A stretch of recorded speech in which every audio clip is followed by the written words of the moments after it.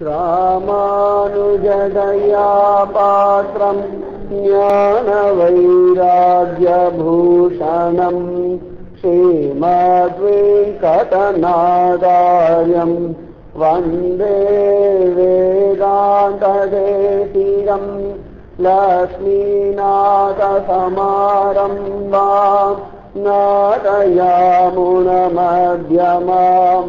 अस्मदाचार्यपर्यन्तां वन्दे गुरुपरम्परां यो नित्यमच्युतपदाम्बुजयुग्मरुग्म व्यामोहतस्फटितराणि तृणाय मेने अस्मद्गुरोर्भगवतोऽस्य दयैकसिन्धोः रामानुजस्य शरणौ शरणं प्रपद्ये बुधं सरस्य महदाव्यपस्तनाद श्रीभक्तिसारतुलसेकर योगिवान् भक्ताङ्घ्रिरेणुपरकालयतीन्द्रमस्वान् श्रीमत्पराङ्गुसमुनिम् प्रणतोऽस्मि नित्यं नाम संकीर्तनं यस्य सर्वपापप्रणाशनं प्रणामो दुःखशमनः तं नमामि हरिं परं वसुदेवसुतं देवं कंसचाणूरमर्दनं देवकी परमानन्दम् कृष्णं वन्दे जगद्गुरुम् गुष्यते यस्य न हरे रङ्गयात्रे दिने दिने तमहं शिरसा वन्दे राजानां कुलशेखरम् இன்னமுதூட்டுகே இங்கேவா பைங்களையே தென்னரங்கம் பாடவல்ல சீர்பெருமான் பொன்னஞ்சிலைசே முதலியர்வேல் சேரலர்கோன் எங்கள் குலசேகரன் என்றே கூறு சேத்தரும் திரள் தேனினை தென்னரங்கனை திருமாதுவாழ் வாட்டமில் வனமாலை மார்வனை வாழ்த்தி மால்கொள் சிந்தையராய் ஆட்டமேறி அளந்து அழைத்து அயர்வைதும் மெய்யடியார்கள் தம் ஈட்டம் கண்டிடக் கூடுவேர் அதுகாணும் கண்பயனாவதே. லோகத்துல இந்த கண்கள்னால பல ஆயிரம் கோடி விஷயங்கள் பார்க்கிறோம் பிறந்ததுலேருந்து. கடைசி காலத்துல இந்த கண்ணுடையதான பலம் குறையிற வரைக்கும் ஏதான உங்கள்கிட்ட பார்த்துட்டே இருக்கும். பட்சிகளை பார்க்கிறோம், விருட்சங்களை பார்க்கிறோம், மனுஷர்களை பார்க்கிறோம், ஆகாசத்தை பார்க்கிறோம், பூமியை பார்க்கிறோம், சந்திரனை பார்க்கிறோம், நட்சத்திரங்களை பார்க்கிறோம். வெயில் காலம், மழை காலம், வசந்த காலம், ஜனனம், மரணம், நோய் நொடி, ஆரோக்கியம், ஆனந்தம், துன்பம், பரிதவிப்பு, பரபரப்பு, என்னென்னமோ எல்லாத்தையும் இந்த கண் கொண்டு பார்க்கிறோம். இந்த கண்கள்னால எவ்வளவு கோடி கோடி விஷயங்கள், கோடி கோடி விஷயங்கள். ஆனா இத்தனை கோடி விஷயங்களை பார்த்து இந்த கண்களுக்கு ஒரு சாந்தி கிடைச்சதான்னா சத்தியமா சாந்தி கிடைக்கல. கண்கள்னால குழந்தைகளை பார்க்கிறோம், அந்த குழந்தைகள் வளர்ந்த பிறகு பார்க்கிறோம். அவர்களுடைய குணம் நல்லவனா இருக்கும் பொழுது பார்க்கிறோம், கெட்டவனா இருக்கும் பொழுது பார்க்கிறோம். நமக்கு ஆதரவா இருக்கும் பொழுது பார்க்கிறோம், நமக்கு விரோதமா இருக்கும் பொழுது பார்க்கிறோம். இப்படி இந்த கண்கள்னால பல ஆயிரம் கோடி விஷயங்கள் ஒவ்வொரு நாளும் பார்த்துருக்கோம். இவையெல்லாம் அடுத்த வாழை பற்றி விஷயங்கள். நம்முடைய தேகத்தை எத்தனை தடவை பார்க்கிறோம் ஒரு நாளைக்கு. காத்தால ஒரு தடவை, மத்தியானம் ஒரு தடவை, சாயங்காலம் ஒரு தடவை. அலங்காரம் பண்றதுக்கு முன்னாடி, அலங்காரம் பண்ண பிறகு, திரும்பி வெள்ளை இறங்கிறதுக்கு முன்னாடி, கோவிலுக்கு வரதா இருந்தா கூட 5 தடவை நிச்சயமா முகத்தை கண்ணாடியில பார்க்காம யாரும் இறங்குவதில்லை. அந்த அளவுக்கு நம்முடைய சரீரத்து மேல இவ்வளவு அபிமானம். இது சரியா இருக்கா, இது சரியா இருக்கா, கண் எப்படி இருக்கு, புருவம் எப்படி இருக்கு, முகம் எப்படி இருக்கு, வாய் எப்படி இருக்கு, கருப்பா இருக்கோமா, வெளுப்பா இருக்கோமா, சிவப்பா இருக்கோமா, முகம் சிரிச்சபடி இருக்கோமா, எத்தனை விஷயங்கள். எத்தனை விஷயங்களை பார்த்துட்டு இதையே மனசுக்குள்ள வச்சுட்டு ராத்திரிக்கோங்க, இதையே வாழ்க்கை முழுக்க நினைச்சுட்டு. ஒரு குழந்தை சின்னவனா இருக்கும்போது பார்க்கிறேன், அது நன்னா வளர்ந்த பிறகு அப்பா இன்னோடு வயலா இருந்து எவ்வளவு பிறகு வளர்ந்துட்டேன்னு சொல்லும் பொழுது அவனுடைய அந்த சின்ன வயது ரூபமும் ஹதயத்துல இருக்கு, இப்ப பார்க்கிற ரூபமும் ஹதயத்துல இருக்கு. இப்படி எத்தனை கோடி விஷயம்னு நீங்க சொல்லவே முடியாது. எத்தனை புஷ்பங்கள் பிறந்ததுலேருந்து நமக்கு நினைவுதலேருந்து புஷ்பங்களை பார்த்துருக்கோம். அந்த புஷ்பம் அழகா இருக்கு, அந்த ஊர்ல சொல்லுவோம். நான் இப்ப ஒரு 20 வருஷத்துக்கு முன்னாடி மதுரை போனேன். அப்போ ஒரு குண்டு மல்லி வாங்கின அந்த மாதிரி திரும்ப காண கிடைக்காது. அப்ப பார்த்து அந்த குண்டு மல்லி இன்னும் கண்ணுக்குள்ள இருக்கு, சிதையத்தை உட்காந்து ஏதான ஒரு வஸ்திரம் எங்க அப்பா ஒரு வாங்கி கொடுத்தாரு. நான் 10 வயசா இருக்கும்போது எங்க அப்பா எனக்கு ஒரு வஸ்திரம் வாங்கி கொடுத்தாரு. ரொம்ப ஜோரா இருந்ததுன்னு சொல்லி இன்னி வரைக்கும் சிதையத்தை நிற்கிறதுனா இந்த கண்ணால பார்த்த விஷயங்கள் சிதையத்தை நல்லா ஆழமா பதிஞ்சு உட்காரு. ஆனா இந்த விஷயங்கள்னால நமக்கு என்ன பிரயோஜனம்? இத்தனை விஷயங்கள் சொன்ன என்னென்ன பார்க்கிறோம், இத்தனை விஷயங்கள் பார்த்ததுனாலையோ அதை ஹிருதயத்துல வச்சிருக்கிறதுனாலையோ இதையே நினைக்கிறதுனாலையோ இதுவரைக்கும் வாழ்க்கையில என்ன பிரயோஜனம் நமக்கு கிடைச்சது? சரி, அந்த விஷயங்களை நினைக்கிறோம். ஏதோ ஒரு காலத்துல நல்லா சாப்பாடு சாப்பிட்டு அந்த சாப்பாடு எப்படின்னு ஹிருதயத்துல நல்லா உட்காந்து இருக்கும். தலைவாழை இலை போட்டு யாராவது பரிமாறினது அபாடான்னு இருக்கும்.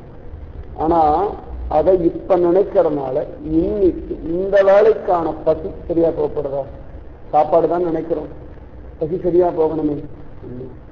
அதுல இருந்தே தெரிய வேண்டாமா இந்த விஷயங்களை ஞாபகம் வச்சுக்கிறதுனால நிஜமாகவே ஒரு பிரயோஜனம் யாருக்கும் இல்லை.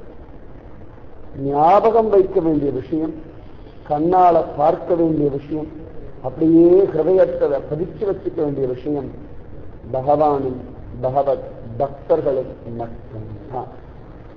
இந்த பக்தர்களை நம்ம எல்லாம் மறந்து போயிடும். ஒவ்வொரு நாளும் கணவனையும் மனைவியையும் குழந்தையையும் பந்துக்களையும் நண்பர்களையும் என் பிடிக்காதவர்களை கூட நினைச்சுட்டு இருக்கோம். காலங்கதரை பார்த்துட்டோமா போச்சு அப்படின்னு நினைக்கிறோம். பிடிக்காதவர்களை கூட எனக்கு அவளை பிடிக்காதுன்னு சொல்லிட்டே நினைச்சுட்டு இருக்கோம். இதுதான் ஆச்சரியம்.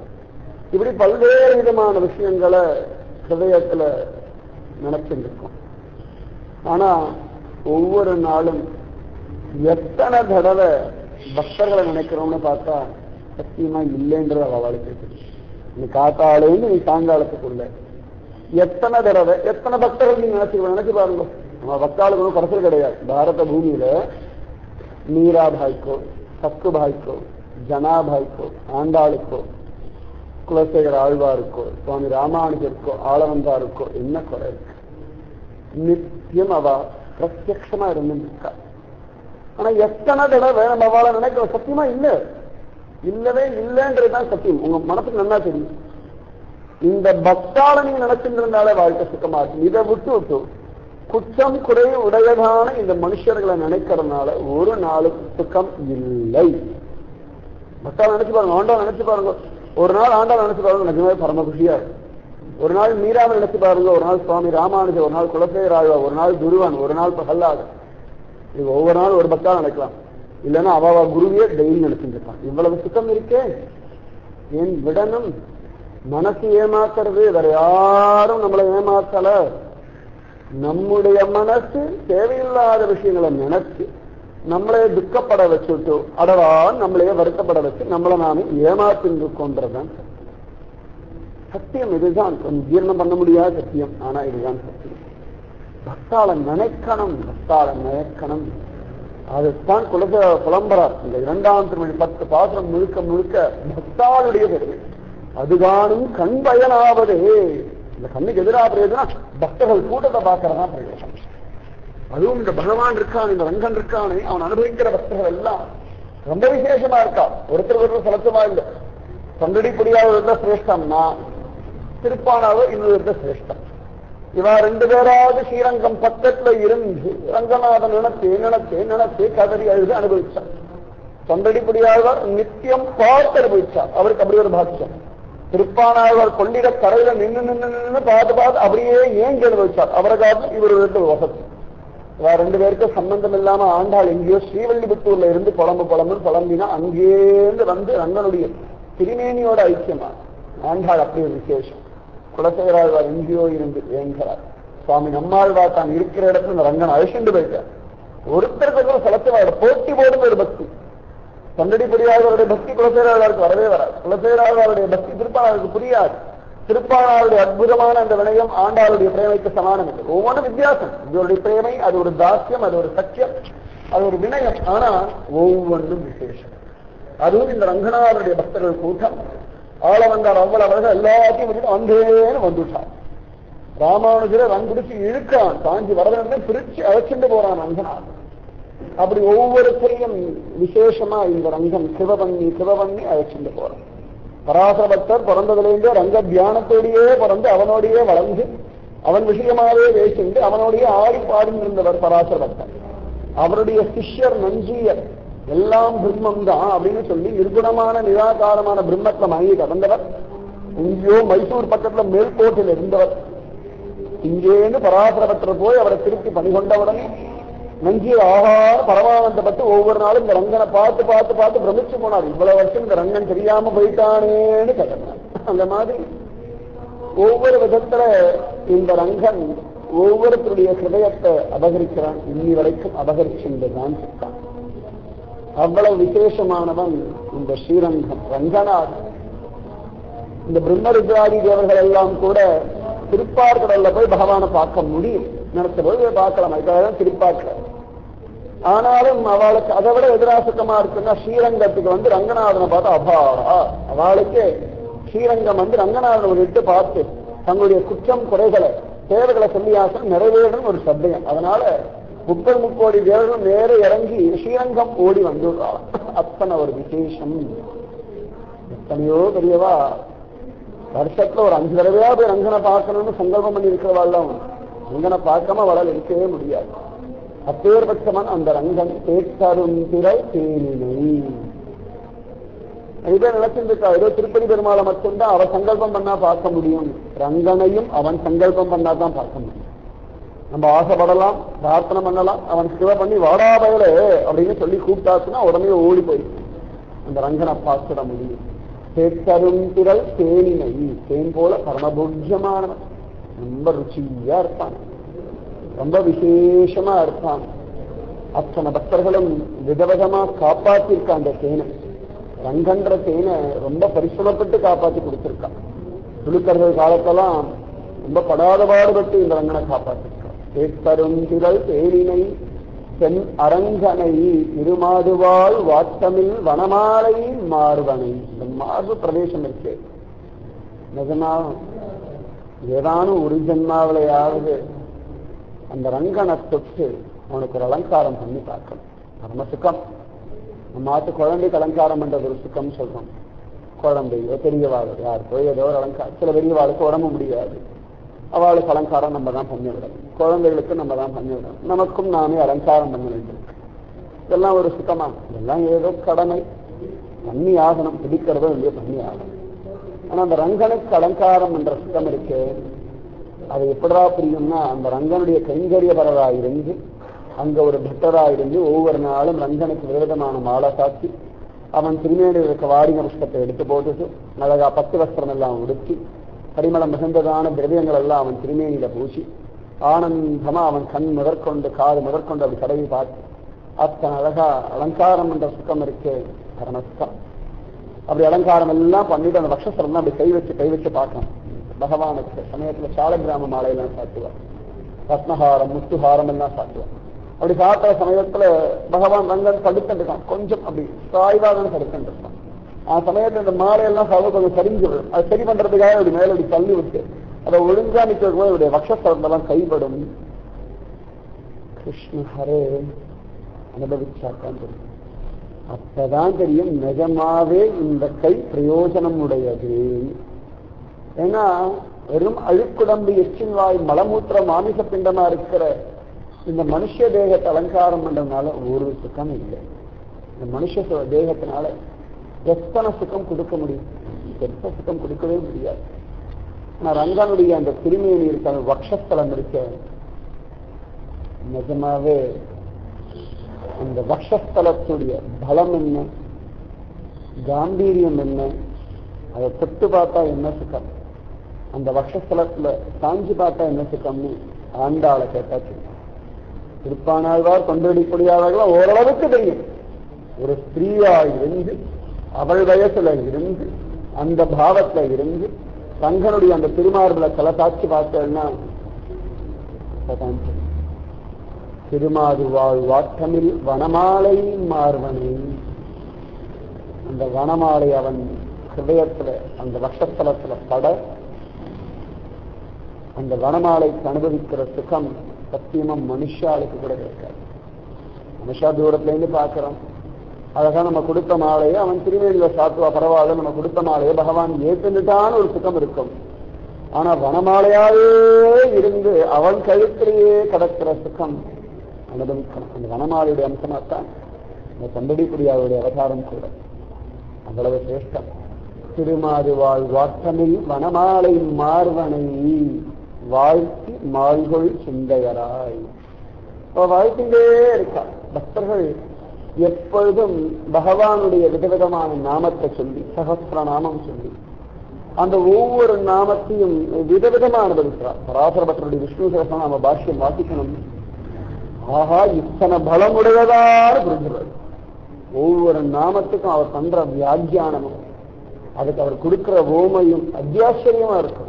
சகஸ்ரநாமத்துக்கு இத்தனை ஒரு பெருமை உண்டான்னு தெரியணும்னா பராசரபட்டருடைய வியாக்கியானத்தை வாசிக்கணும். சங்கருடைய வியாக்கியானம் ரொம்ப விசேஷமா இருக்கு.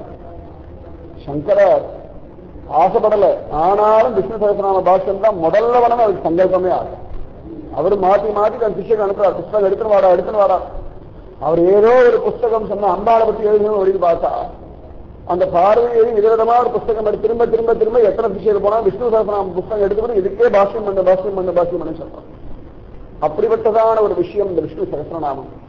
அந்த சகஸ்ரநாமத்துக்கு ஒவ்வொன்றத்திலும் என்னுடைய விதவிதமான லீலைகள், விதவிதமான கருணைகள், விதவிதமான அத்தியாச்சரியமான சௌலபியாதி குணங்கள். அந்த குணங்களை வர்ணிக்கிற அந்த பக்தர்கள் வாழ்த்தின்றே இருக்கலாம். வாழ்த்தி மாள்கொள் சிந்தையராய். எத்தனை பேர் நம்மளும் வாழ்க்கணும். நிச்சயம் பார்த்தா நம்மளும் நிர்விதமா பகவானுடைய ஸ்தோத்திரங்கள் வாசிக்கிறது. திவ்ய பிரபந்தம் பாராயணம் பண்றதா உண்டு, விஷ்ணு சகஸ்ரநாமம் பாராயணம் பண்றதா உண்டு, பாகவதம் பாராயணம் பண்றதா உண்டு, கனகதாரா ஸ்தோத்திரம் சொல்றதா உண்டு, புண்ணிய மந்திரம் சொல்றதா உண்டு, ஸ்ரீஸ்ரீ சொல்றவா உண்டு, பூஸ்தி சொல்றவா உண்டு, கோதையை பத்தி சொல்றவா உண்டு, ரங்கநாயகி தாயாரை பத்தி சொல்றவா உண்டு, வைகுண்ட கத்தியம், ஸ்ரீகண்ட கத்தியம் சத்தியம் சொல்றவா நிறைய பேர் இருக்காங்க. வெறும் வார்த்தையா சொல்றது வேற, ஹிருதயபூர்வமா ஹிருதயம் முழுக்க எம்பெருமான வியாபிச்சு அவனையே அனுபவிச்சு சொல்றதுன்னு ரெண்டும் நிறைய வித்தியாசம்.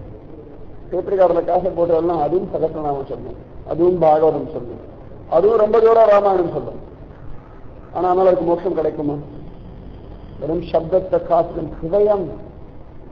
மனுஷாளுக்கு பகவான் அனுபவிப்பதற்கான ஒரு பலம் என்னன்னா இந்த ஹிருதயத்துல எம்பெருமா பரிமளிக்கிறத உணரக்கூடிய சக்தி நமக்கு உண்டு.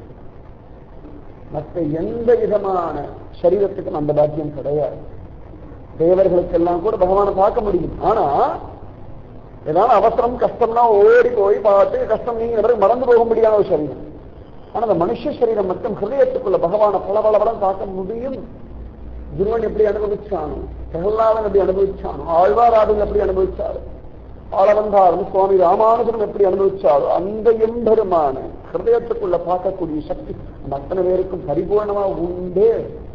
அது ஸ்திரீ புருஷா, வயசானவா, சின்ன குழந்தை, பணக்காரன், ஏழை, படித்தவன், படிக்காதவன், பிராமணன், சத்திரியன், வைஷ்யன், சூதன் எந்த பாகுதான் கிடையாது. அத்தனை பேர் ஹிருதயத்தை பார்க்க முடியும். சுவாமி நம்மாழ்வார் திருவாய்மொழி சாதிச்சாருன்னா அந்த திருவாய்மொழி முழுக்க முழுக்க ஹிருதயத்திற்கு எம்பெருமான பார்த்து சொன்னதுதான். இந்த ஹிருதயத்தை பார்த்து உயர்வர முறையவன் எவன வந்து புலம்பிங்க ஹிருதயத்தை பார்க்கிறா. பேரடி சுடரடி தொழுக்கு எழுதி என் மனமே அப்படின்னா அந்த மனத்துக்குள்ளேயே எம்பெருமான பார்த்து தன் மனசையும் அந்த எம்பெருமான திருடியில விழுடு சொல்றான். அப்படி ஒரு பக்தன் இந்த மனுஷ சரீரத்துக்கு உண்டு.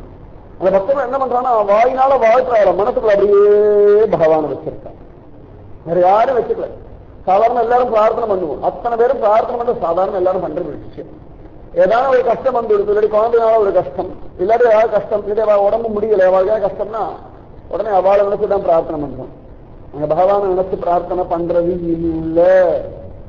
நிறைய சந்தர்ப்பங்கள்ல பிரார்த்தனை தோத்து போகிறதுனா ஹிருதயத்துக்குள்ள பகவானை வச்சுட்டு பிரார்த்தனை பண்றோம். ஆனா நம்ம என்ன பண்றோம்னா நமக்கு யார் தேவை, எதோ தேவையோ அந்த வஸ்துவ ஹிருதயத்தை கொண்டு வச்சுட்டு அதை நினைச்சுண்டு வாய் மட்டும் வாழ்க்கை. இதுதான் பிரார்த்தனை தோத்து போறதுக்கான காரணம். இதுதான் என்ன விஷயம் வேணுமோ அந்த விஷயத்தை எம்பெருமான கொண்டு ஹிருதயத்துல வச்சுண்டு பகவானை இதை குருடான்னு சொல்லிட்டு எல்லாம் போதுமே. அந்த வஸ்துவை நம்ம நினைக்கிறதுனால அந்த வஸ்துவை பத்தி ஒரு சிந்தனை, அந்த வஸ்துவை பத்தி ஒரு கற்பனை, அதனால பகவத் சிந்தனை இல்லை, அதனாலதான் பிரார்த்தனைகள் தோற்று போகிறது. அதான் பகவத் ஹிருதயத்தை எம்பெருமான கொண்டு வந்து வச்சுக்கணுமே. நம்ம நினைப்போம், அச்சோ ஒரே பண கஷ்டமா இருக்கு, பணம் வந்தா தேவையில்லைன்னா நமக்கு 1000 ரூபாய் பெரிய விஷயமா இருக்கு. பகவான் எத்தனை கோடி அதிபதி அவனுக்கே தெரியாது. ஒரு குழந்தை இருக்குன்னா அவ அப்பா ஒரு கோடீஸ்வரன்னா இதுக்கு ஒரு ரூபாய் தேவை, இதுக்கு 1 ரூபாய் பெருசா இருக்கும். அப்பாவுக்கு கோடீஸ்வரனுக்கு 1 ரூபாய் பெரிய விஷயமே கிடையாது. அப்பா எனக்கு 1 ரூபாய் தானே சொல்லி தைரியமா இருந்தா 1 ரூபாய் பகவான் கொடுத்துருவோம். நம்ம எதெல்லாம் நம்ம ரொம்ப பெரிய விஷயம் நினைக்கிறோமோ அதெல்லாம் பகவானுக்கு ரொம்ப அல்பம். நம்ம ஒரு பிச்சைக்காரனுக்கு ஒரு 4 நாம 1 ரூபாய் கூட பெரிய விஷயமா அப்படின்னு சொன்னா அதை விட அல்பம். அவ்வளவுதான், இதுக்கு மேல சொல்ல முடியாது. எவ்வளவு அல்பம், இதை விட பல கோடி மடங்கு அல்பம் நம்ம கேட்கிற விஷயம். அவனுக்கு நமக்கு உடம்பு முடியல அப்படின்னா லோகத்துக்கே வைத்தியம் அவன், தேசகம் திக்ஷகன்றான், மருந்தும் அவன் தான், வைத்தியனும் அவன் தான். நமக்கு நம்ம சரீரத்துக்கு இந்த வியாதி பெருசா இருக்கும். ஆனா டாக்டர் கிட்ட போனா இதெல்லாம் ஒண்ணும் இல்லை, சாதாரண வியாதி தான், 2 மாத்திரை எழுதினா 2 வாரம் சாப்பிடுங்க சரியாபடுங்க. இந்த வைத்தியம் அந்த புத்தகத்தை படிச்சிருக்கார், இந்த வைத்தியம் ஒரு தெரியும், அதனால சாதாரணம் தான். அந்த மாதிரி 1000 கோடி வைத்தியனை உற்பத்தி பண்ற வைத்தியம் அவன். வைத்திய வீரராகவனா இருக்கான, சிறிய உள் கடந்தானே அப்படின்னு இருக்கான, எவ்வளவு கடந்தான் சார் திருமங்காவோட மங்களாசாசனம். அந்த வைத்தியம் ஆயுர்வேத மார்க்கத்தில் எத்தனை வைத்திய முறைகள், அத்தனை வைத்தியத்துக்கும் இவன் அந்த புத்தியை கொடுக்கணும். இத்தனை வைத்திய முறைகளே கிடையாது. இது அலோபதின்னு சொன்ன எத்தனையோ இருக்கு, ஆயுர்வேதம் சித்தா என்னமோ சொல்றோமே. இத்தனை வைத்தியமும் வரதுக்கு காரணம் அவன் தானே. அவன் சங்கல்பம் பண்ணாலும் இத்தனை வைத்திய முறைகள் இதுல வரலாம், இந்த வைத்திய முறை அந்த வைத்திய முறைன்னு சொல்றோம்னா நமக்கு அந்த வியாதி பெருசா இருக்குன்னா அந்த வியாதி அவனுக்கு ஒண்ணுமே கிடையாது. அந்த மாதிரி நமக்கு யாராவது ஒருத்தர் கஷ்டம் கொடுக்கிறா, ரொம்ப சிரமம் கொடுக்கிறா, தாங்க முடியல, பகவானே சமத்துல நான் விடுவிச்சு விடுறேன்னா 14,000 ராஷ்டிர வீரோட தனி ஒருவனா சண்டை போட்டவனுக்கு ஒருத்தருடைய மனசுல இருக்கிற கேவலமான குணங்களை, கேவலமான எண்ணங்களை, அகம்பாவத்தை, ராஷ்டிர தனத்தை மாத்திர அப்படி சொடுக்கு போடுற நேரம் கூட கிடையாது. சொடுக்கு போடுறது கையெடுத்து வந்து 2 கை சேர்த்து அப்படி போடுறது. அப்படி கூட சிரமம் இல்லாம யாராவது நம்ம சமப்படுத்துறா, யாராவது நம்முடைய நல்ல நிலை புரியுது, பகவானே இதை நீ சரி பண்ணி சொல்லி பாருங்க, அடுத்த க்ஷணம் அவன் மாற்றிடுவான்.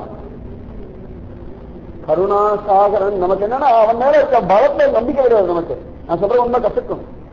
நிஜமாவே நமக்கு பகவானிடத்தில் இருக்க பலத்திலையும் ஞானத்திலையும் அவன் கண்ணு மாண்டமே நமக்கு விசுவாசம் ரொம்ப குறைச்சல். எறும்பளவு கூட நமக்கு விசுவாசம் கிடையாது. நம்ம உடம்புதான் அவ்வளவு பெருசு இருக்க ஒழிய, உடம்புல கனம் எவ்வளவு இருக்க ஒழிய, மண்டல கனம் எவ்வளவு இருக்குன்னு சொல்லுங்க, அவ்வளவு இருக்கே ஒழிய இந்த பகவானுக்கு விசுவாசம்னு பார்த்தா ஒரு எறும்பளவு, ஒரு கடுகளவு கூட நமக்கு இல்லை. சத்தியமா சொல்றேன். அந்த எறும்பளவு கடுகளவு விசுவாசத்துக்கு இத்தனை கிருபன்னா, நேர்மலையை போல ஹிருதயத்துல அவ்வளவு விசுவாசம் இருந்து இருக்குன்னா எத்தனை கிடைக்கும்னு சொல்ல முடியாது. நம்மால்குள் சிந்தையர் அப்படி கொண்டு வச்சுக்கணும். ஒரு பாத்திரம், ஒரு பாத்திரம் ஒரு பால் பாத்திரம் இருக்குன்னா நிச்சயம் மேல பால் தானே வாங்க. ஒரு நாள் போனா போட சாக்கடை ஜலத்தை வாங்கி வச்சு நம்ம மூடிய பாலம் மாத்திரம். இந்த பால் பாத்திரம் அழகு இருக்கு, குக்கர்னா அதுக்கு அழகு இருக்கு, எவ்வளவு பாத்திரங்கள் வச்சிருக்கீங்க இருக்கு. இந்த மாதிரி இந்த மனசு இருக்க பெருமாளுக்கு திருவாராதனம் பண்றதுக்கான ஒரு பாத்திரம் இருக்கு. இந்த திருவாராதன பாத்திரத்தை எல்லாரும் சாப்பிட்டவங்க கொடுத்தலாம் வச்சுக்கிட்ட ஆயிடுச்சுன்னா அப்புறம் பெருமாள் இருப்பான். பெருமாளுக்கு உபயோகப்படுத்த முடியும். மனசு அப்படியே கொள்றதான், எம்பெருமான் அப்படியே வாங்கி வச்சுக்கிறது. அத்தனை பலம் உடையது மனசு, அத்தனை பலம் உடையது. இது எம்பெருமானம் மட்டும் வாங்கி ஹிருதயத்தை வச்சுக்கோ. மால்கொள் சிந்தையராய் இந்த மாலை கொண்டு அப்படி ஒப்பி வச்சுக்கணும். என்ன கஷ்டம்? கிருஷ்ண அவதாரம், ராம அவதாரம், விஷ்ணு அவதாரம், வாமன அவதாரம், மத்திய அவதாரம், கூர்ம அவதாரம், இத்தனை அவதாரங்கள் எதுக்கு? இத்தனை சேஷ்டிதங்கள் எதுக்கு? இத்தனை லீலைகள் எதுக்கு? இத்தனை விதமான சத்துவங்கள் எவ்வளவு சொல்றோம். வராகமூர்த்தியா ஒரு சரண ஸ்லோகம், ராம அவதாரம் எடுத்த ஒரு விஷயம், கிருஷ்ண அவதாரம் எடுத்து இத்தனை விஷயம் எதுக்கு? இத்தனை நம்ம சிவபுரத்துக்காக தானே. நம்முடைய துன்பம் நாசமாக விதவிதமா சொல்றான். சத்ருதேவ பிரபன்னாய தவா ஸ்ரீகீதையாசிட்டு அபயம் சர்வபூதேபியோ ததாமி ஏதத் விரதம் மம ராமனார்னு சொல்றான். கிருஷ்ணனா இருந்து சர்வதர்மான் பரித்யஜ்ய மாமேகம் சரணம் ரஜ அகம் துவா சர்வபாபேபியோ மோக்ஷயிஷ்யாமி மா சுச்ச. எல்லாம் திரும்ப திரும்ப பார்த்தோம்னா நம்முடைய துக்க நாசம் இது ஒண்ணுதான் அவன் சொல்றது. சித்தே மனசு சுஸ்வஸ்தே ஷரீரே சத்தியோ நரக தாத்து சாமிய சித்தே ஸ்மர்த்தா விஸ்வரூபம் ச மாமசம் ததகத்தம் பிரியமானம் து காஸ்த பாசான சங்கீதம் அகம் ஸ்மராமி மத்பக்தம் நயாமி பரமாம் கதி. வராமூர்த்தியான்னு சொல்றான். நீ உடம்பு நல்லாம என்ன நினைச்சுடுறான், உனக்கு தேவையான நான் உன்னை நினைக்கிறேன் அப்படின்ட்டான். நம்ம அவனை நினைக்கிறோம். அந்த விசுவாசம் வாழ்க்கை மால்கொள் சிந்தையராய். இந்த சிந்தனை இருக்கு. உட்காந்து இவா என்ன பண்றா, அவா என்ன பண்றா, அவா எப்படி போறா, இப்படி ஏன் பண்ணிட்டா, அவா புத்தியும் அப்படி மாறி சிந்தனை பண்றதுக்கா? எனக்கு ஏதாவது வியாதி வந்து விடுதா, வியாதி வந்து விடுதே நீங்க சிந்தனை பண்ணா வியாதி சரியா போக போறதா? நிச்சயமா கிடையாது. நம்ம வியாதிக்குரியதான ஔஷதம் சாப்பிடலாம், மருந்து சாப்பிடலாம், வியாதி சரியா போகும். அதுதான் செய்ய வேண்டிய கர்மம். அதை விட்டு விட்டோம் வியாதி வந்து விடுது, வியாதி வந்து விடுது, வியாதி வந்து விடுது. நீங்க ஒரு 1000 கோடி ஜன்மா எடுத்து யோசனை பண்ணுங்க, வியாதி சத்தியமா சரியா போகாது. அதோட எம்பெருமான தியானம் பண்ணும். வாழ்க்கை மாறுதல் சிந்தையற மனசு முழுக்க எம்பெருமான் வியாபிச்சு கிடக்கணும். அப்படி வியாபிச்சு கடந்ததுனாலதான் வரலாறு சொன்னா எங்கும் உளன் கண்ணன் அப்பா இருக்காம்பா, தோ இருக்காம்பா, தோ சம்பவம் இருக்காம்பா, எனக்கு என்னப்பா கவலை அப்படின்னு. அந்த ஹிருதயத்தை, அந்த திருடம், அந்த விசுவாசம், அசைக்க முடியாத நம்பிக்கை. அப்பா சொல்லட்டும், அம்மா சொல்லட்டும், அண்ணன் சொல்லட்டும், தம்பி சொல்லட்டும், என்ன ஒரு வாழ்க்கைங்கிற என் கூட என் பகவான் கிட்ட எனக்கு கவலை இல்லைன்னு எத்தனை தடவை நம்ம சொல்லியிருக்கோம். அதனால ரொம்ப அக்கறை இருக்கோம். யாராவது வந்து ரொம்ப ஜாக்கிரதையா இருந்தா, இவன் இப்படிலாம் பண்ணிட்டு இருக்க பார்த்து அப்படின்னு அவன மனசுல பயம் வந்துடும். பயமே வரப்படாது. எனக்கு என்ன, அவளுடைய புத்திக்கு எத்தனை தடவை அவள் சொல்லிட்டு இருக்கா, பகவான் என் கூட இருக்கு, எனக்கு என்ன கவலை, அந்த விசுவாசம் வரணும். பிடிச்சவா சொல்லியாச்சுன்னா உடனே புத்தி மாறுறதுன்னா அப்ப பகவான் இன்னும் பிடித்தம் வரலைன்னு அர்த்தம். நான் சொல்ற உண்மைகள் கசக்கும். எதுக்குன்னு சொன்னா இன்னும் அந்த விசுவாசம் நல்லா வரணும். சொல்றது அவ்வளவு ஒரு விசுவாசம் வரணும். தலைமுடி எவ்வளவு நம்புறோம், அடுத்த நாள் காலத்துல எல்லாம் நல்லா இருக்குன்னு நம்புறோம், அடுத்த நாள் காலத்துல குட்டி பேரும் நம்புறோமா? இந்த ஒரு தலைமுடியை நம்புற அளவுக்கு கூட பகவான் நம்பலாம். நான் சொல்றது ரொம்ப நல்லா ஒரு மாதிரி சொல்றேன், சத்தியம் பண்ணி சொல்றேன். இவ்வளவு விசுவாசம் கூட இல்லைன்னா என்ன பிரயோஜனம் வாழ்க்கையில? என் பிரபு என்னை காப்பாற்றுவான், என் பிரபு என்னை காப்பாற்றுவான். அந்த ஹிருதயம் முழுக்க இருக்கணும். ஒவ்வொரு நிமிஷம் அவன் வாழ்க்கையிலே இருக்கணும். சொடுக்கு போட்டு கலித பண்ணுங்கோ, கை கால்கள் காரியங்கள் பண்ணுமே, வாழ்க்கட்டுமே. ட்ரெயின்ல போங்க, பஸ்ல போங்க, யாரோ எது வேணா பேசிட்டு போடுங்க. நீங்க மனசுக்குள்ள பகவான் நாமத்தை சொல்லுங்க, யார் தடை பண்ண முடியும்? ராத்திரி படுத்த மனசுக்குள்ள சொல்லுங்க, யார் தடை பண்ண முடியும்? வாழ்க்கை நமக்கு நிறைய நேரம் இருக்கு, நிறைய சந்தர்ப்பங்களும் இருக்கு. ஒவ்வொரு விஷயம் நமக்கு கிடைக்கிற ஒவ்வொரு விஷயம் நம்ம வாழ்க்கை ஆரம்பிச்சா கூட 1000 கோடி ஜென்மா வாழ்க்கை கிடக்கலாம். வாழ்க்கை மால்கள் செந்தையரா சும்மா வாய் மட்டும் சொன்னா மனசு முழுக்க எம்பெருமான எம்பெருமான கதறணும். இவ்வளவு கருணை பண்றியாடாப்பா, இத்தனை கருணை கொட்டியடா, இன்னும் பக்தியே பண்ணலையடா, இந்த கருணைக்கு என்னடா பண்ணுவேன், என்னடா பண்ணுவேன், என்னடா பண்ணுவேன். அந்த கருணை மேல நனைஞ்சு உருக ஆரம்பிச்சுன்னா தானே வாழ்க்கை வந்துடும். வாழ்க்கை மால்கோள் சிந்தையரா, நல்ல வார்த்தை. அப்படியே மனசு மனசு மனசு மனசு போற எப்படி இப்படி வார்த்தை எழுதினாரு. மனசு முழுக்க பகவான் இல்லைன்னு அந்த வார்த்தை வரவே வராது.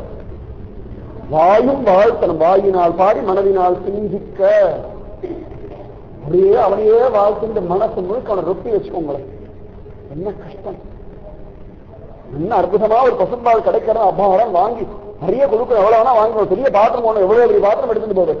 யாராவது சொல்றா என்னால நிறைய பசுமாடா இருக்கு, பால் என்ன பண்றதுன்னு தெரியல, ஏதாவது பெரிய ஒரு குடம் கொண்டு வாங்க தரணும், எவ்வளவு பெரிய குடம் எடுத்துட்டு போகணும். அந்த பசும்பாலை விட வசதி எம்பெருமான். அந்த குடம் நிறைக்கும்ன்ற மாதிரி எத்தனை பெரிய குடம் இருக்கிற அத்தனைக்கு அத்தனை தன்னையே அவன் ரொப்பறான், தன்னையே கொண்டு வந்து ரொப்பறான். திருவனுக்கு ரொப்பினான், பிரகலாதனுக்கு அப்படியே கொத்து கொட்டும் கொத்தினான், ஆண்டாளுக்கு தன்னையே விளையா கொடுத்துட்டான். அந்த மழை கொண்டு அது ஹிருதயத்தை வச்சு எனக்கு முஞ்ச கிழிச்சோம்னா தெரியும். என் கண்ணை மூடினா பகவானுடைய ரூபம் ஹிருதயத்துக்குள்ள தெரியும். கண்ணை மூடினா அப்பா அம்மா அண்ணன் தம்பி மாமியார் மாட்டு பொண்ணு என்னமோ இருக்கேன் தனியும் தெரிஞ்சுன்னா இன்னும் இவாளுக்கு பின்னாடி இங்கேயும் மூலிகை பகவான் இருக்கான அவன் பிராதான்யமா இருக்கணும். வாழ்க்கை மால்கொள் சிந்தையரா மாறணும். போயிடுச்சு 1000 கோடி ஜென்மா போயாச்சு. எத்தனை ஜென்மா போக விட்டுடுறோம்னா கஷ்டம் கஷ்டம். எனக்கு இப்ப வேணும்டா, இன்னைக்கு மனசுக்குள்ள ரொம்ப கதருங்க பகவான் என் மனசுக்குள்ள நீ வியாபிச்சு நின்றுடா.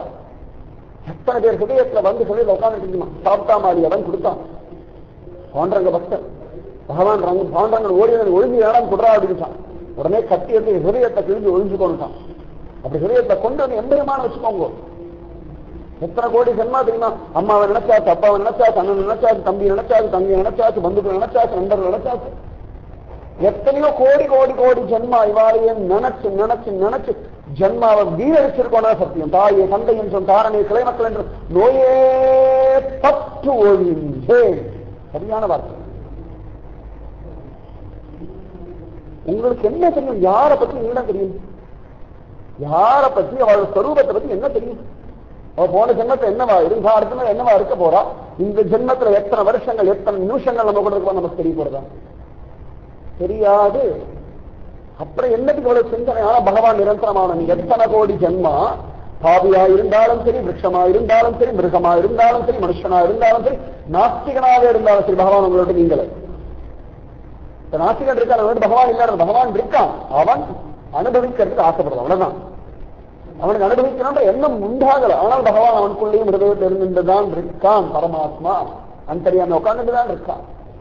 அதனால அவன் நிரந்தரமானவன். அவன் அனுபவிங்கோ. வாழ்த்தி மால்கொள் சிந்தையராய் மனசு முழுக்க இருக்கணும். நீர் 5 வயசுல கிரிவர கோபாலம் சொல்லிக் கொடுத்தா வாசாரி கைதா சொல்லிக் கொடுத்த அம்மா, அவன் கிரிதாரிடி, இவனை பிடிச்சுக்கோடி, வாழ்க்கையில எந்த சந்தர்ப்பம் இவனை விட்டுடாது, லோகமே ஒன்ன விட்டாலும் நீ இவனை விடாதுன்னு ஒரு வார்த்தை சொன்னார். கைதா சொன்னா 5 வயசு குழந்தைக்கு யாராவது சொல்லுவாரான்னா, 5 வயசு குழந்தைக்கு சொன்னது ஆலபக்ஷம் மாதிரி வளர்ந்தது. நிராபலினா பிருந்தாவனத்துல கொண்டு அவளை சேர்த்தது. 5 வயசுல உபயோகம் பண்ணிட்டு போயிட்டா. சுத்தி அடிச்சு மீரா பிருந்தாவனம் போய் கடைசியில துவாரகாதீசன் தனக்குள்ள ரகசியம் வச்சிருந்தாங்க. நீ மீரான்னு சொல்லி தன் ஹிருதயத்தை திறந்து நீ வாடி உள்ளதான். ஏன்னா முதல்ல மீரா ஹிருதயத்தை திறந்து இந்த கீதாடியை கொண்டு உள்ள வச்சுட்டான். ஜம்முன்னு ரொப்பி வச்சுட்டான். பகவான் பார்த்தான், அவரா இப்படி ஒரு பாத்திரத்தை வீணடிக்கப்படாதுன்னு சொல்லி அதை எடுத்து அவன் முழுங்கிட்டான். முதல்ல கிரிதாரி ஹிருதயத்தை கொண்டு வந்து வச்சுட்டா. அதனால பார்த்தான் துவாரகாதீசன் தன் ஹிருதயத்தை கொண்டு வந்து வச்சு அழகா மூடிக்கணும். இன்னி வரைக்கும் துவாரகையில் அவ்வளவு ஒரு கூட்டம் இருக்கு. கிருஷ்ணனுக்கு பெருமை இருக்குன்னா கிருஷ்ணனுடைய பலம் இல்ல, மீராவுடைய தபசு. இந்த மீராவுடைய நாமத்தின் கீர்த்தன். இந்த மால்கொள் சிந்தையராய் கிரிதாரி கிரிதாரி கிரிதாரி கிரிதாரி மீஹா பிரபோ கிரிதாரி. துக்காராம் பாண்டங்கா கிருஷ்ணமாதே மாதா கிருஷ்ணமாதே பிதா சொல்றார் துக்காராம். கிருஷ்ணன் தான் அம்மா, கிருஷ்ணன் தான் அப்பா, கிருஷ்ணன் தான் பந்து, கிருஷ்ணன் தான் சகோதரி, கிருஷ்ணன் தான் பிள்ளை, கிருஷ்ணன் தான் மனைவி, கிருஷ்ணன் தான் வேலைக்கார், கிருஷ்ணன் தான் என்னுடைய சகா, கிருஷ்ணன் தான் என்னுடைய எதிரி. அதுங்கிறார். எனக்கு எல்லாமே கிருஷ்ணன் தான். எல்லாமே கிருஷ்ணனா இருக்கணும். கொஞ்சறதும் கிருஷ்ணனா இருக்கணும், கெஞ்சறதும் கிருஷ்ணகிட்டே இருக்கணும், சண்டை போடு அவன்கிட்டே இருக்கணும். அப்ப வேற சிந்தனையே கிடையாது. வாழ்த்தி மால்கொள் சிந்தையராய் முழுக்க பிரபு வியாபிச்சு வச்சுக்கோங்க. என்ன கஷ்டம் இருக்கு? யாராவது பாட்டு எல்லாம் பேசலாம், பேசியாச்சு, பார்த்தாச்சு, முடிஞ்சு போயாச்சு, அவ்வளவுதான். அதோட முடிஞ்சு போயாச்சு. என்பெருமா எல்லாருடையும் பழகித்தான் அவன் பேசித்தான் ஆகணும். நான் சிலையத்தை கொண்டு யார் வச்சுக்க சொன்னா? வாழ்க்கையில எத்தனையோ எலிய பார்த்துட்டு, எத்தனையோ காக்காவை பார்த்துட்டு, எல்லா காக்கம் மரபு கொண்டு வச்சிருக்கல. எத்தனை காகம் பார்த்துருப்பேன், நீங்க பிறந்ததுலேயே காகம் பார்த்திருப்பேன். ஊர் ஊரா காக்கா எத்தனை காலம் ஹிருதயத்துக்குள்ள இருக்கா? ஆனா மனுஷால மட்டும் பிராதானியமா கொண்டு கொண்டு கொண்டு வச்சிடும். காகமே வசதி சமயத்துல ஏதாவது ஆகாரம் கிடைச்சா 2 வாரத்தை கூப்பிட்டு வாவான்னு கூப்பிடும். இவன் முதல்ல கதவை அடைச்சுட்டான ஆகாரமே போடுறான். அதனால காகமே சமயத்துல தேவையா இருக்கு. என்ன அவசியம் இருக்கு? எதுக்கு இந்த ஹிருதயத்தை கொண்டு வந்து கிழிச்சு வைக்கிறேன்? இத்தனை பேரை கொண்டு ஹிருதயத்தை வச்சிருக்கிற எத்தனை பேர் நீங்க ஹிருதயத்தை அவளை வச்சிருக்க மரியாதை கொடுத்துருக்க சொல்லுங்க பார்க்கலாம். எத்தனையோ பேர் உங்க அப்பா அம்மா அண்ணன் தம்பி, நான் யாரும் பேரெல்லாம் சொல்லல, பேரு எதுவுமே வேண்டாம். உங்களுக்கு தெரியும் எத்தனையோ பேர் ஹிருதயத்தை கொண்டு வந்து வச்சிருக்கு. எத்தனை பேர் ஹிருதயத்தை கொண்டு வச்சாலோ அத்தனை பேர் தான் மாத்தி மாத்தி ஹிருதயத்தை ரணம் பண்ணிட்டு இருக்காங்க. சக்தி வேற யாரும் ரணம் பண்ணல. யாருக்கெல்லாம் ஒரு பிராதானியம் ஹிருதயத்தை கொண்டு வச்சிருக்கோ அவர்கள் தான் திரும்ப திரும்ப தெரிஞ்சோ தெரியாமலே வேணுண்டேவோ ஹிருதயத்தை ரணம் பண்ணிட்டு இருக்காங்க. சத்தியம். உனக்காக தான் அவ்வளவு பண்ண புரிஞ்சுக்க மாட்டியானா எனக்கு புரிஞ்சுக்க வேண்டிய அவசியம் இல்லைன்னு சொல்லிட்டு போற உலகம் இது.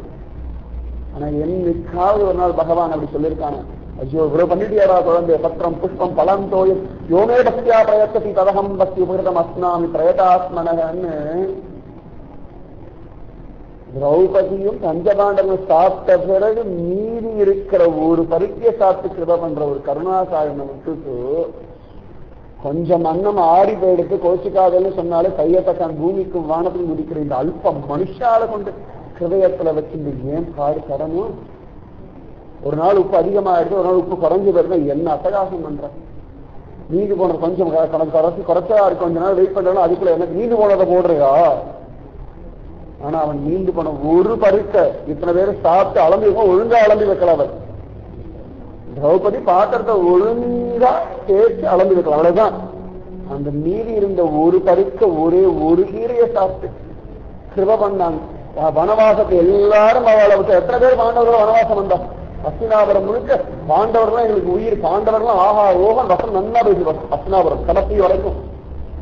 ஆனா எத்தனை பேரு இந்த பாண்டவர்களோட அஸ்தினாபுரத்தை விட்டுட்டு வனவாச கிளம்பி வந்தா?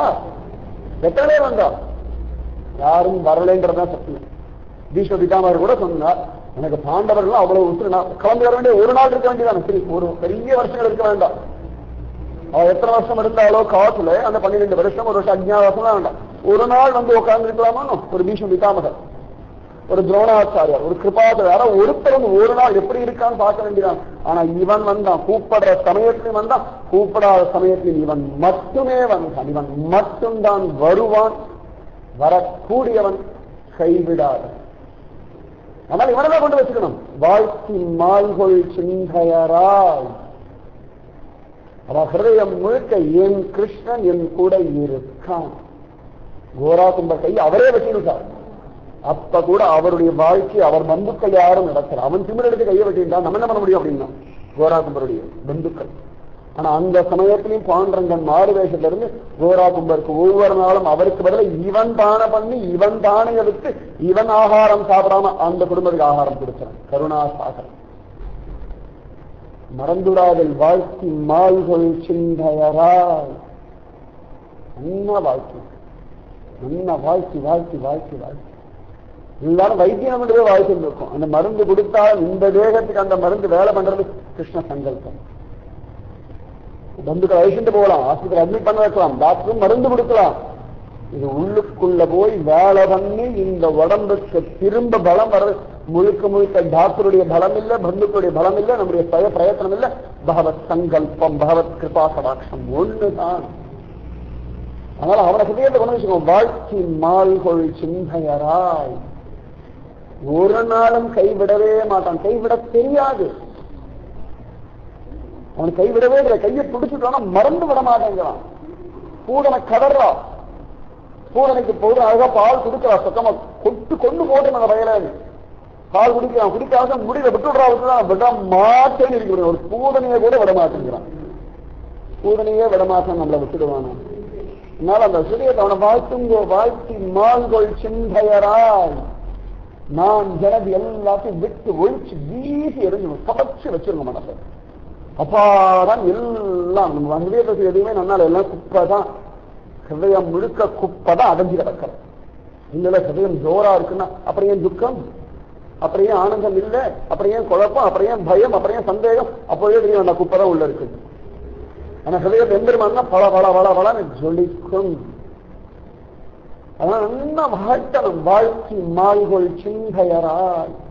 பக்தாவுடைய லட்சணத்தை ஒரு 4 வாசல முடிச்சுட்டார்.